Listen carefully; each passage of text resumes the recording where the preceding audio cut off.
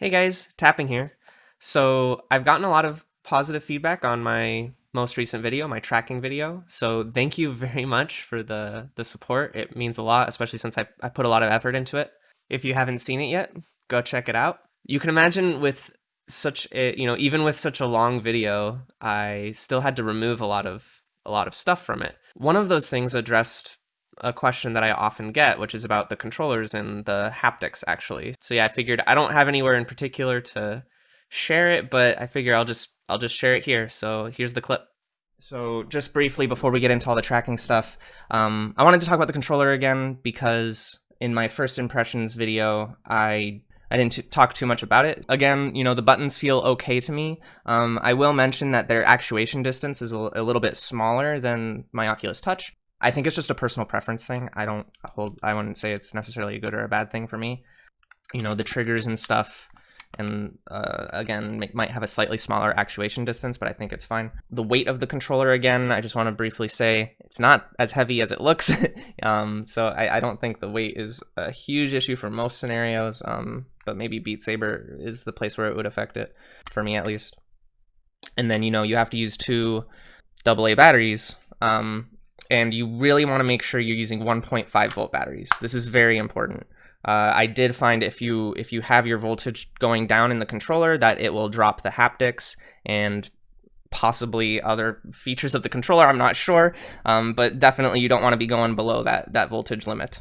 So keep that in mind as well. About the haptics, so this is actually the thing I didn't talk about that I meant to talk about in my first impressions video. The haptics feel not great. These controllers are very buzzy. They go buzz, and you can hear it, which is also a little distracting.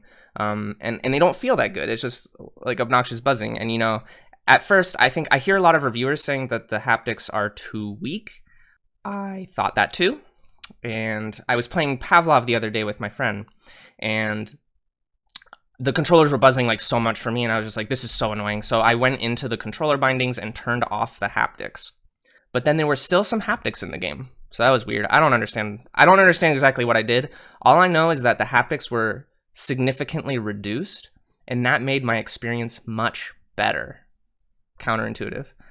HP, Microsoft, Valve, whoever's in charge of the haptics for these things, if you happen to be listening, I would definitely take another look at the haptics. I thought it was a hardware limitation. Now I'm of the opinion that it might actually be solvable in software. I think that the haptics can be greatly improved in software, and I think it might actually involve reducing them and reducing the frequency for which they happen.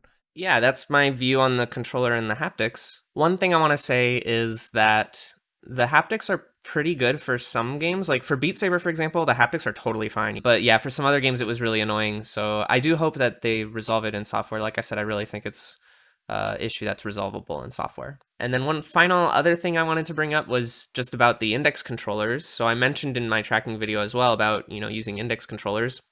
And I just want to, keep in mind that I was not making a comprehensive review of that system. I just wanted to make sure people are aware of it so that, if you are concerned about the tracking, you know of the existence of alternatives. But I want to elaborate a little bit. So you can use any Steam VR controller, like any Lighthouse-based controller with that setup. So you can use, like 1.0 base stations and Vive wands, for example. There are cheaper ways to go along that route, although I guess my opinion, at least what I would do, is I would go with the index controllers. But the options are out there, especially if, for example, you own a Vive headset already. You can use the headset itself, in fact, as controller dongles. So every Vive or Index, for example, have two dongles built into them. That's how they pair their controllers to the PC. In that case, you wouldn't need to buy the dongles separately. And then one final thing that's kind of a small detail but important is if you do want to use something like Vive wands, you have to use 1.0 base stations. 1.0 base stations send out a syncing pulse that is required for the sensors in basically the 1.0 sensors, the ones in those controllers and the older generation headsets. Whereas the 2.0 base stations encode that signal in the laser sweep itself. So anyway, I just wanted to mention these little things. Again, if you want a more comprehensive review of those types of things, you can look elsewhere, go online, find tutorials and all that if you're interested in actually doing it yourself and make sure that it's something that you'd be wanting to do. Thanks so much for watching, and yeah, take care.